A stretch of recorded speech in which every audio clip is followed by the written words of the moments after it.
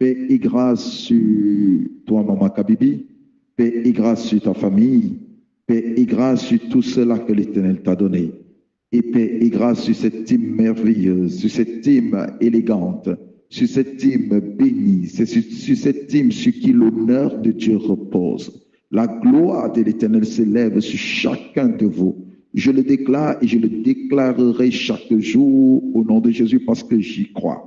J'y crois qu'au milieu de cette génération, il y a des personnes élues par Dieu. Au milieu de cette génération, il y a des personnes que Dieu choisit pour écrire une histoire. Il y a des personnes que Dieu choisit pour rendre témoignage de ce qu'il est. Oui, pour rendre témoignage de sa puissance, afin qu'au travers de cette personne, de ces personnes, qu'on reconnaisse que le Dieu Tout-Puissant, le Dieu de Jésus, notre Père, existe et qu'il est bon et qui remet tout cela qui le cherche et qui récompense tout cela qui s'approche de lui. Et c'est pourquoi chaque matin, nous sommes là pour vous rappeler que Dieu est bon. Et nous sommes aussi là pour vous communiquer la pensée de Dieu. Parce que Dieu a une pensée pour chacun d'entre vous, vous ne pouvez pas l'oublier. Vous ne devrez pas l'oublier. Vous ne devrez surtout pas l'oublier. Dieu a une pensée pour chacun d'entre vous. Il dit, les projets que j'ai formés sur vous sont des projets de bonheur et non des projets de malheur. Il dit, les projets que j'ai formés sur vous sont des projets de bonheur et non des projets de malheur. Alors, moi, je crois que chaque projet que Dieu a pour toi, chaque plan que Dieu a sur toi, ce sont des plans de bonheur. Et le désir de mon cœur, c'est que tu y crois aussi. Le désir de mon cœur, c'est que tu y crois et que tu y restes attaché, que tu n'abandonnes pas. Parce que l'Éternel est bon pour toi. C'est un bon père, tu le sais. C'est un bon père. C'est quelqu'un qui t'aime. C'est quelqu'un qui a compassion de toi. C'est quelqu'un qui désire te faire du bien. C'est quelqu'un qui prend plaisir à te faire du bien. Il te connaît par ton nom. Il connaît toutes les difficultés que tu traverses. Il connaît tous les moments que tu es en train de passer, ces moments difficiles. Et parfois, c'est lui qui les permet. Et c'est lui qui te donne la capacité de supporter ces moments. C'est lui qui te donne la capacité de supporter ce moment. S'il te plaît, ce matin, tu peux l'adorer. C'est un lundi matin béni. Tu prépares ta semaine par une adoration. Tu peux lui dire simplement qu'il est merveilleux. Tu peux lui dire simplement qu'il est bon. Tu peux lui dire simplement qu'il est saint parce qu'il est saint. Toi qui es en train de m'écouter, ou tu es dans ta voiture en allant au travail, ou tu es chez toi en te préparant, ou tu es dans ton bureau, je ne sais pas qu'est-ce que tu fais en ce moment, mais j'aimerais que tu élèves ta voix et que tu lui dises simplement, je t'aime, Seigneur. Dis-lui simplement, je t'aime. Et si tu es connecté, tu peux écrire dans les témoignages, dans les commentaires, et tu dis, je t'aime, papa. Tu peux simplement lui dire, je t'aime, s'il te plaît, tu peux le faire. Et tu peux partager aussi avec les autres, tu vois. Tu peux partager, c'est tout ce que je te demande. Tu peux partager et je crois que le Seigneur se réjouira pour ça. Ce que nous considérons parfois comme petit, le Seigneur le considère comme grand parce que nous le faisons en son nom. C'est quoi le Seigneur dit, tout ce que vous faites, soit vous buvez, soit vous mangez, soit vous vous habillez, faites-le au nom du Seigneur. Le Seigneur aimerait que nous fassions toutes choses en son nom. Même ne serait-ce un commentaire disant, Jésus, je t'aime. Disant, je t'aime, Seigneur, je t'aime, je t'aime. Rien que ce Jésus, je t'aime, est une bénédiction pour toi. Réjouis le cœur de Dieu. Parce que celui qui va lire ce commentaire, il va s'étonner de savoir comment vous tous vous dites que Jésus vous l'aimez. Vous le connaissez, vous l'avez déjà vu. Il sera curieux, il va se connecter aussi. Quand vous partagez cela, ça arrive jusqu'à une personne qui a sûrement un problème et qui a besoin que l'Éternel lui parle et qui écoutera ce message, qui se réjouira et qui glorifiera le Seigneur. Il va rejoindre nos rangs et le Seigneur se glorifiera. S'il te plaît, fais-le. Prions pour la parole. Père des grâces, Père Tout-Puissant, tu sais combien nous t'aimons. Tu sais combien nous avons besoin de toi ce matin. Tu sais combien nous désirons ta présence ce matin. Père, c'est avec un cœur rempli de joie que je m'approche encore de toi, sachant que tu m'aimes, pour te demander encore une chose, Père, ou en moi pour parler ce matin. Et oint ceux-là qui écoutent, Père éternel, pour t'écouter, et bénis tous ceux-là qui t'écoutent ce matin, et tous ceux-là qui prennent la peine de partager et récompense ceux qui disent et qu'ils t'aiment, Papa. Que ton nom soit glorifié au nom de Jésus. Sois pleinement béni, papa. Au nom de Jésus. Nous commencerons nos enseignements, nous parlerons sur les principes à se souvenir au temps de l'adversité. Les principes à se souvenir au temps de la difficulté. Oui, nous tous, sans exception, faisons face à l'adversité, ou nous ferons face. Peut-être il y a des gens qui ne font pas encore face à l'adversité, mais qui feront face à l'adversité. Il est impossible d'être en Christ sans faire face à l'adversité. Il est impossible d'être en Christ sans faire face à l'adversité, sans connaître des combats. Mais quels sont les principes qui nous aideront, qui nous permettront de passer victorieusement ces saisons d'adversité, ces saisons de combat? Parce que nous devons les vaincre. Nous devons avoir le dessus sur ces combats, sur ces adversités. Mais quels sont les principes? Nous nous sommes rendus compte que pendant les temps d'adversité, beaucoup de personnes dépriment. Vous voyez, beaucoup de personnes dépriment parce qu'ils passent des moments difficiles. Beaucoup de personnes dépriment parce qu'elles passent des moments qu'elles ne comprennent pas. Elles traversent des temps d'adversité, des saisons d'adversité. Beaucoup de personnes dépriment quand elles n'ont personne qui les rende visite. Beaucoup de personnes dépriment quand elles n'ont personne qui les comprenne. Beaucoup de personnes dépriment quand elles n'obtiennent pas ce que leur cœur désire. Beaucoup de personnes dépriment quand elles sont acculées par des combats. Et beaucoup de personnes abandonnent même la foi et cherchent des solutions ailleurs. Vous voyez, généralement, même le cas de Job, j'aime en parler. Excusez-moi, je vais revenir dessus parce que c'est difficile de passer des moments comme Job et rester attaché à Dieu. Ça, c'est très difficile. Et d'autres diront, peut-être c'est impossible parce que tu te lèves un matin, tu apprends que tes enfants ne sont plus, tu apprends que tu n'as plus de travail, tu apprends que tout ce que tu as investi est détruit et ta santé est de même attaquée. Mais rester encore fidèle à Dieu, ça, c'est une chose très difficile. C'est une chose très difficile. Et c'est pourquoi généralement j'essaie de comprendre des gens qui se posent la question de savoir où est notre Dieu. Des gens qui se posent la question de savoir, mais depuis que je sais des sacrifices en sacrifice, j'obéis à tout, mais je ne vois pas le changement. Sûrement je vais chercher ailleurs. J'essaie de comprendre. Parce que si tu n'as pas encore passé ces moments difficiles, il te sera impossible de les comprendre. Tu es né dans la foi, tu as grandi dans la foi, tu as donné tout ce que tu as. Tu as décidé de ne pas connaître un homme avant le mariage, mais jusqu'à 40 ans, tu es célibataire. Tu as décidé de ne pas avoir un enfant sans être marié, mais jusqu'à 45 ans, tu n'as pas d'enfant. Tu as décidé de ne pas trahir ton Dieu, mais tu vis des choses terribles. C'est normal. C'est normal. Mais si tu n'as pas, si tu n'as pas une bonne attitude, si tu n'adoptes pas une bonne attitude, tu vas tomber pendant le temps d'adversité. C'est comme Pierre. Il a vu Jésus, il s'est engagé à quelque chose de grand et de terrible. Il dit, si c'est toi, Jésus, ordonne que je vienne sur les eaux. Il dit, si c'est toi, Jésus, ordonne que je vienne sur les eaux. Et Jésus lui a dit, mon petit Pierre, viens, mon ami, viens. Et Pierre a commencé à marcher sur les eaux.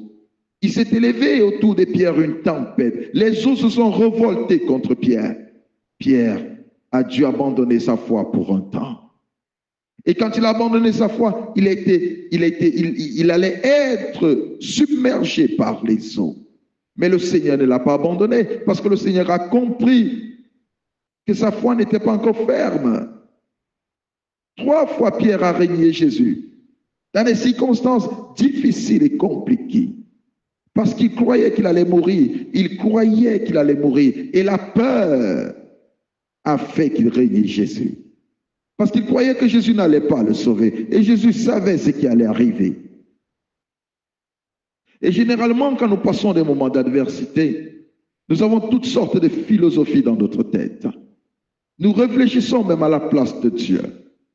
Au lieu d'adopter une très bonne attitude, au lieu de connaître qu'est-ce que nous devons faire pendant le temps d'adversité, parfois nous cherchons la solution. Nous cherchons à sortir de l'adversité. Mais je suis ici ce matin pour te parler des principes à te souvenir pendant le temps d'adversité. Osée 4, 6. Mon peuple est détruit parce qu'il lui manque la connaissance. Et oui, le manque de connaissance t'empêche de remporter des victoires devant l'adversité, dans l'adversité. Les saisons d'adversité sont des saisons très, très difficiles. Les saisons d'adversité sont des saisons où beaucoup échouent. Les saisons d'adversité sont des saisons où beaucoup restent. Parce que nous croyons que quand l'adversité arrive, c'est fini pour nous. Nous croyons que quand les moments difficiles arrivent, c'est fini pour nous, que nous ne pouvons plus continuer. Joseph avait des visions. Vous devez le savoir. Joseph avait une très grande vision. 2 fois l'Éternel lui a apparu. Et l'Éternel lui a montré ce qu'il serait. L'Éternel lui a montré que ses frères allaient s'agenouiller devant lui. Parce que ses frères le haïssaient. Alors l'Éternel le console avec cette vision en lui montrant que ceux qui te haïssent aujourd'hui vont se prosterner devant toi demain. Et le Seigneur lui a montré la lune et les étoiles, le soleil se prosterner devant lui.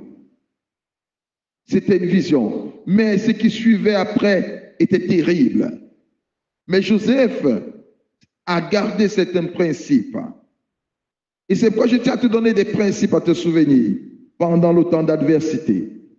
Parce que le temps d'adversité est un temps de bénédiction pour toi. Oui, c'est un temps de bénédiction. Parce qu'il est écrit, toute chose concourt au bien de ceux qui aiment Dieu et de ceux-là qui sont appelés selon son dessein. Quand tu es choisi par Dieu et que tu aimes Dieu et que ton amour est au comble pour Dieu, tu dois comprendre que chaque saison d'adversité qui arrive dans ta vie, c'est pour ton bien. Tu ne dois pas oublier cela. Peu importe le nombre d'ennemis qui s'élèvent autour de toi. Peu importe les projets qui sont formés contre toi. Peu importe l'humiliation que tu connais. Ce que tu dois savoir et ce que tu dois retenir, c'est que tout ce qui t'arrive arrive pour ton bien. Tout ce qui t'arrive arrive pour ton bien. Joseph, quand il était assis sur le trône et que ses frères sont arrivés, ils l'ont découvert, ils se sont prosternés. Joseph leur a dit, ne vous prosternez pas, levez-vous. C'est pour ces jours comme ceci que l'Éternel m'a envoyé ici. Ce que vous avez fait, vous n'avez qu'accompli le dessein de l'Éternel. Joseph ne leur a pas envié. Joseph n'était pas contre eux. Parce que Joseph avait compris ce principe. Il avait compris que si ces choses m'arrivent, c'est pour mon bien. Tout ce qui t'arrive, je parle à quelqu'un qui passe des moments d'humiliation. Je parle à une personne qui traverse des moments d'humiliation. Quand je parle d'humiliation, je parle de toutes sortes d'humiliation. Ce qui t'arrive est pour ton bien. Ce n'est pas pour ta mort, ce n'est pas pour te détruire. Ce n'est pas parce que le Seigneur ne t'aime pas, le Seigneur t'aime. Ceci ne signifie pas que le Seigneur est absent, il est présent parce qu'il est l'omniprésent. Alors ce que tu es en train de vivre aujourd'hui, c'est pour ton bien. C'est pour ton bien. Le Seigneur m'envoie te dire et te rappeler que ce que tu es en train de traverser, c'est pour ton bien. L'humiliation que tu connais des hommes, c'est pour ton bien. La honte que tu connais dans ta famille, c'est pour ton bien. Le rejet que tu connais, c'est pour ton bien. La trahison que tu connais, c'est pour ton bien. Car Salomon le sage dit, il y a un temps pour toutes choses. Si tu n'es pas humilié, tu ne seras pas glorifié. C'est pourquoi il fallait que le Seigneur soit humilié. Il fallait que le Seigneur soit insulté. Il fallait que notre Seigneur soit rejeté. Et lui-même dit, si à un bois sec, un bois humide, on l'a fait. À plus forte raison, un bois sec. Oui, si à lui, le bois humide qu'il est, on le fait. À plus forte raison, à toi, le bois sec. Nous allons lire. Luc 23, verset 31. Luc 23, verset 31. Car si l'on fait ces choses au bois vert, qu'arrivera-t-il au bois sec? Si l'on fait ces choses au bois vert, qu'arrivera-t-il au bois sec? Si l'on a humilié Jésus, si l'on l'a insulté, si l'on l'a rejeté, lui qui est le bois vert, ce bois humide, a plus forte raison à toi qui est un bois sec. Tu dois le savoir. Et la fin de Jésus a été une fin glorieuse. Oui, la fin de Jésus a été une fin honorable. Et ta fin sera ainsi. Il est écrit, la fin d'une chose vaut mieux que son commencement. Si tu savais que toutes ces difficultés que tu es en train de traverser sont en train de t'amener vers la gloire, tout ce que tu feras pendant ce moment sera de glorifier le Seigneur, sera d'élever le Seigneur et sera de dire au Seigneur, achève l'œuvre que tu as commencée. Oui, achève l'œuvre que tu as commencée, parce que tout dépend de la façon dont les gens gèrent cette situation. Tout dépend de la façon dont tu gères la situation dans laquelle tu te trouves. Tout dépend de la façon dont tu affrontes ces problèmes. Tout dépend de la façon dont tu affrontes tes problèmes. D'autres les affrontent en pleurant. D'autres les affrontent en abandonnant la foi. Mais toi, tu dois les affronter en sachant la fin. Car la fin de chaque chose est glorieuse. La fin qui t'attend est une fin de gloire. Oui, la fin qui t'attend, c'est le sommet. La fin qui t'attend, c'est la joie parfaite. La fin qui t'attend, c'est une fin glorieuse. 1 Samuel chapitre 17. 1 Samuel chapitre 17, vous connaissez tous l'histoire, c'est l'histoire de David et de Goliath. Premièrement, ce que nous devons savoir, le premier principe à se souvenir au temps de l'adversité, c'est que toutes les batailles permises par Dieu contiennent un secret de bénédiction. Toutes les batailles permises par Dieu contiennent un secret de bénédiction. Il n'y a aucune bataille sans récompense. Je reprends, il n'y a aucune bataille sans récompense. Il n'y a aucun défi sans récompense. Tout ce que l'Éternel place devant toi, tous les combats que l'Éternel permet, tous les défis que l'Éternel permet, tu dois garder à ton esprit qu'il y a une récompense. Tu ne peux pas être humilié sans récompense. Tu ne peux pas être insulté sans récompense. Tu ne peux pas être rejeté sans récompense. Tu ne peux pas être combattu sans couronne.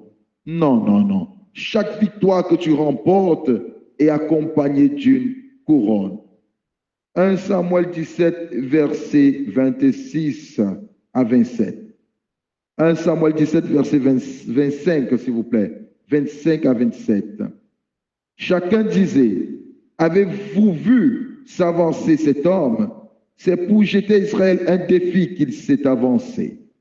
Si quelqu'un le tue, le roi le comblera des richesses. Il lui donnera sa fille et il affranchira la maison de son père en Israël. David dit aux hommes qui se trouvaient près de lui, que fera-t-on à celui qui tuera ces Philistins et qui ôtera l'opprobre de dessus Israël? Qui est donc ce Philistin, cet incirconcis, pour insulter l'armée du Dieu vivant? Le peuple, répétant les mêmes choses, lui dit, c'est ainsi que l'on fera celui qui le tuera. Une promesse est attachée à ce défi. Une promesse est attachée à cette bataille. Et David était prêt à recevoir cette promesse. La promotion, la célébrité, son nom devait être connu. Et il a eu une grande connexion avec Jonathan après cette bataille. Oui, on a chanté pour David après avoir remporté la victoire sur cette bataille. Et David ne pouvait pas se lancer sans connaître de quoi il s'agissait. David ne pouvait pas avoir le courage de combattre Goliath sans savoir ce qu'il gagnerait en retour. Parfois, nous abandonnons nos batailles parce que nous ne savons pas la récompense qui nous attend. Nous reculons parce que nous ignorons la récompense qui nous attend. Oui, une question doit être posée. Savait-il qu'en affrontant l'adversité, il obtiendrait une promotion? Avait-il conscience qu'au milieu de ce combat se trouvait une bénédiction? Et oui, il le savait. Il le savait parce qu'il a posé la question. Il le savait parce qu'on le lui a dit, on lui a donné une information capitale. Et c'est cette information que je suis là pour te donner. C'est cette information que tu ne dois pas oublier. Chaque bataille permise contient un secret de bénédiction. Chaque bataille permise par Dieu contient un secret de bénédiction. Dieu ne peut pas te laisser dans cette difficulté s'il n'y a pas de bénédiction. Dieu ne peut pas laisser Jésus dans le tombeau s'il n'y aura pas résurrection pour sa gloire. Dieu ne peut pas laisser Jésus humilié, insulté s'il ne sera pas élevé, s'il ne rendra pas son nom grand. Dieu ne peut pas permettre qu'il ait nourri une foule de personnes et que ces personnes le rejettent si Dieu ne leur réserve pas quelque chose de meilleur. Tout ce que tu es en train de passer, tout ce que tu es en train de traverser, ce que tu dois savoir, c'est qu'il y a une récompense. Il y a une récompense et Dieu te récompensera. Garde simplement ta foi. Garde simplement ta foi. Garde simplement ta foi. Il y a des choses que Dieu a pour toi et que tu ignores. Entre la promesse, le temps de la promesse et le temps de son accomplissement, l'adversité y est toujours. Et l'adversité est comme ce souffle qui nous envoie dans cette bénédiction. Et nous devons affronter l'adversité. Nous ne pouvons pas fuir cette adversité. Nous ne pouvons pas abandonner Dieu parce que nous passons ces moments difficiles. Nous ne pouvons pas reculer parce que nous passons ce moment difficile. Nous ne pouvons pas continuer à nous plaindre parce que nous passons ces moments difficiles. Nous devons y penser et nous devons prendre une décision, la bonne décision. Nous devons avoir une très bonne attitude. Notre mental doit être fort. Oui, tu dois être fort dans ta tête. Tu dois être fort dans tes pensées parce que c'est où Satan attaque, c'est où le diable attaque. Si tu n'es pas fort dans tes pensées, tu vas abandonner. Et tu dois savoir que chaque bataille que tu reçois n'est pas au-dessus de tes forces. Dieu te donnera la capacité de supporter. Dieu te donnera la capacité de supporter. Dieu te donnera la capacité de dominer. Mais accepte cela, affronte cela, et lève-toi, fais face à ton Goliath. Lève-toi, fais face à ton défi. Le Seigneur enverra des hommes pour te soutenir. Le Seigneur enverra des hommes pour t'accompagner. Le Seigneur enverra des hommes pour te faire du bien pendant ce moment. Mais tu dois comprendre une chose. Toi seul, tu feras face à tes batailles. Toi seul, tu feras face à tes batailles. Que l'Éternel te bénisse abondamment. Que sa grâce soit sur toi. Oui. Et c'est pourquoi ça nous conduit dans le deuxième point, qui est attends-toi à une force inhabituelle pour surmonter tes défis. Attends-toi à une force inhabituelle, je te l'ai dit. Le Seigneur va te soutenir, le Seigneur va te secourir pendant ce moment. Tu dois savoir, un, il y a une récompense. Deux, tu dois t'attendre à une force inhabituelle. Parce que le Seigneur va te fortifier. Penses-tu que Job était suffisamment fort pour rester silencieux devant tout ce qu'il passait? Job était suffisamment fort pour garder la foi. Job était suffisamment fort pour rester toujours devant le Seigneur. Non, c'est le Seigneur qui l'a fortifié. C'est le Seigneur qui l'a équipé. C'est le Seigneur qui a maintenu sa foi ferme. C'est le Seigneur qui lui a donné ce courage. Et pendant les temps d'adversité, tu dois t'attendre au même courage. Tu dois t'attendre à la même force. Parce que l'Éternel va t'équiper. Il ne te laissera pas tomber. Tu es son soldat. Tu es son fils. Tu es son trophée. C'est par toi qu'il jure. Il a dit à Satan, tu as vu mon serviteur Job? Il ne m'abandonnera pas. Il est fidèle. Et Satan lui a dit, touche seulement à ses biens. Touche à sa chair. Et tu verras comment il va t'abandonner. Il a dit, non, Job ne le fera pas. Job ne m'abandonnera pas. Job ne me laissera pas tomber. Job gardera la foi. Et l'Éternel a permis que Satan le touche parce que l'Éternel savait qu'il allait équiper Job. Que l'Éternel t'équipe ce matin, bien-aimé. Que l'Éternel t'équipe ce matin, qui te donne la force nécessaire ce matin, qui te donne ce qu'il faut en face de cette bataille, qui te donne ce qu'il faut, ce qu'il te faut en face de ces défis, qui te donne ce qu'il te faut en face de ces difficultés, qui te donne ce qu'il te faut en face de cette humiliation. Que l'Éternel te donne ce qu'il te faut pour affronter cette bataille. Isaïe 40, verset 31. Isaïe 40, verset 31. Mais ceux qui se confient en l'Éternel renouvellent leur force. Ils prennent le vol comme de l'aigle. Ceux qui se confient en l'Éternel renouvellent leur force. Ceux qui se confient à l'Éternel renouvellent leur force. C'est l'Éternel qui renouvelle leur force. C'est l'Éternel qui les donne la force de continuer. C'est l'Éternel qui les donne la force de prier. C'est l'Éternel qui les donne la force de continuer à croire. C'est l'Éternel qui les donne la force de continuer à rester dans sa présence. Oui, c'est l'Éternel qui donne la force et tu ne peux pas abandonner. Tu ne peux pas abandonner pendant le temps d'adversité. Tu dois t'attendre à l'Éternel. Tu dois dire, Seigneur, renouvelle ma force, je suis faible. Tu dois dire, Seigneur, s'il te plaît, je n'arrive plus à supporter l'humiliation. Donne-moi la force de continuer à supporter cette humiliation. Donne-moi la force de continuer à supporter ce rejet. Donne-moi la force de ne pas montrer à mes ennemis que je suis faible. Donne-moi la force de ne pas pleurer devant les hommes. Donne-moi la force de continuer à t'aimer, Seigneur. Donne-moi la force éternelle de continuer à combattre. Donne-moi la force, Seigneur, s'il te plaît, Seigneur, donne-moi la force, parce que c'est lui qui renouvelle ta force. La Bible dit, Jésus a été frappé, humilié, on a arraché sa barbe. Il n'a point ouvert sa bouche, il est resté silencieux. Parce que son Père l'a fortifié. Parce que son Père l'a fortifié. Pendant le temps d'adversité, le Seigneur te fortifie. Pendant que Jésus s'apprêtait à affronter l'adversité, il est monté pour prier. Luc 22, versets 42 à 43. Il disait, Père, si tu voulais éloigner de moi cette coupe, toutefois, que ma volonté ne se fasse pas, mais la tienne. Verset 43.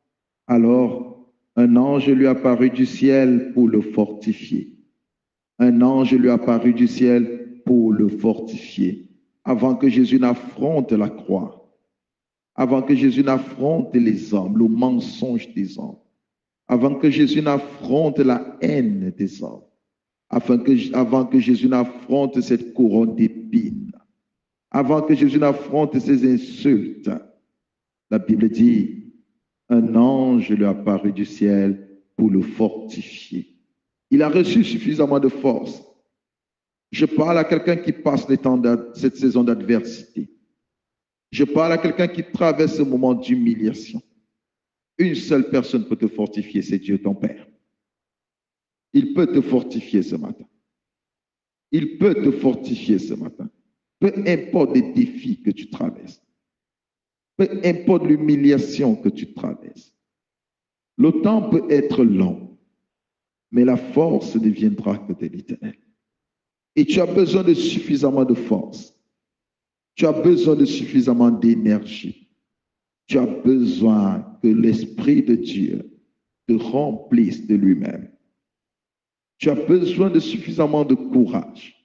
Parce que tout ce que tu es en train de traverser, toi-même, tu te poses la question de savoir comment une personne de ton âge peut traverser ces moments. Et tu te poses la question de savoir comment tu as fait pour supporter ces moments jusqu'ici. L'Éternel t'a toujours secouru. L'Éternel a toujours été là pour toi. L'Éternel t'a toujours accompagné parce qu'il veut que tu arrives. Il sait où tu dois arriver. Il sait où tu dois arriver. C'est lui qui a des projets pour toi et sur toi. C'est lui qui te conduit. C'est lui qui te conduit. Il connaît jusqu'où tu dois arriver. Alors confie-toi à l'Éternel et tu verras tes forces renouvelées. Confie-toi à l'Éternel et tu verras sa gloire se répandre sur toi. Confie-toi à l'Éternel et tu verras sa bonté s'élever sur toi. Confie-toi à l'Éternel et tu verras l'adversité ne plus être une adversité. Ces montagnes arrêter d'être des montagnes, mais qui se tournent comme des plaines, qui se transforment en plaines. Oui, tu verras des géants tomber devant toi sans que tu ne pries. Tu verras des forces du mal abandonnées. Tu verras les ténèbres reculer à cause de la présence de Dieu dans ta vie. Oh, demande seulement au Seigneur de te fortifier. Dis-lui, je n'en peux plus. Dis-lui, c'est plus fort que moi. Je veux que ta volonté se fasse et je te demande de me fortifier, Seigneur. Demande au Seigneur de te fortifier. Oh, que Dieu te bénisse abondamment. Que sa grâce soit sur toi et que tu reçois la force dont tu as besoin au nom de Jésus. Je t'aime, Seigneur. Je t'aime, Seigneur. Je t'aime, Seigneur. Je t'aime, Seigneur. Je t'aime, Seigneur. Je t'aime, Seigneur. Je t'aime, Seigneur. Je t'aime, Seigneur.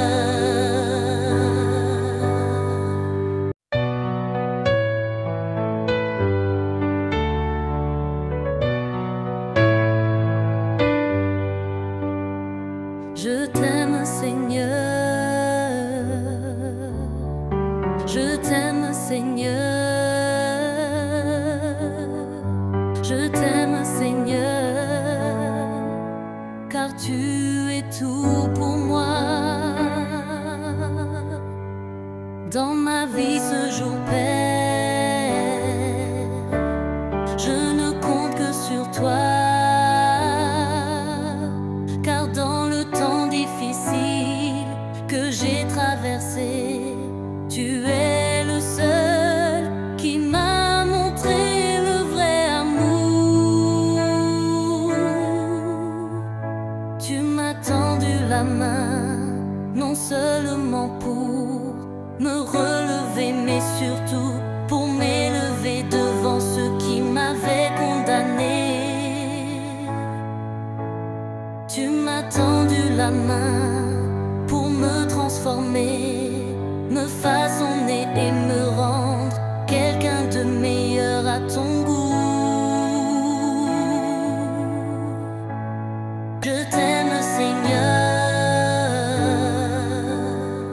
Je t'aime, Seigneur. Je t'aime, Seigneur. Je t'aime, Seigneur. Je t'aime, Seigneur. Je t'aime, Seigneur. Je t'aime, Seigneur. Je t'aime, Seigneur. Je t'aime, Seigneur.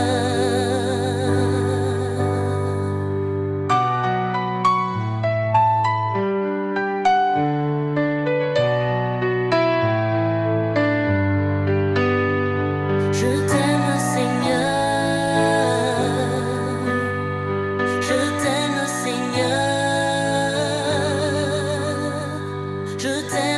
Seigneur. Je t'aime, Seigneur. Je t'aime, Seigneur.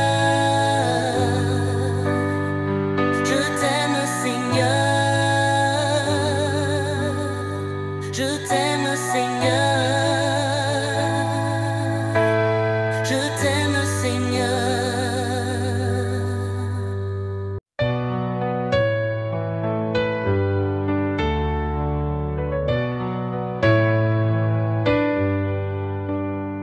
Je t'aime, Seigneur.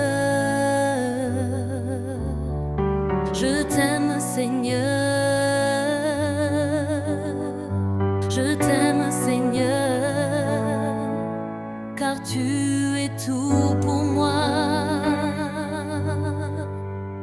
Dans ma vie ce jour, Père,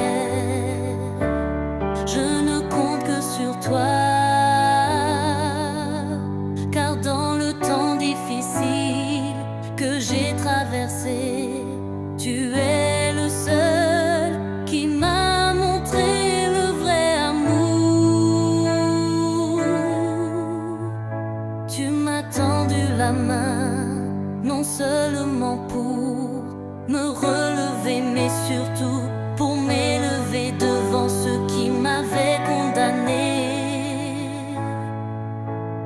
Tu m'as tendu la main pour me transformer, me façonner et me rendre quelqu'un de meilleur à ton goût.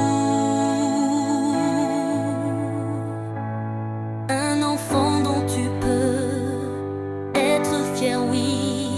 Ta présence dans ma vie a tout changé parce que tu es Seigneur. Je t'aime, Seigneur.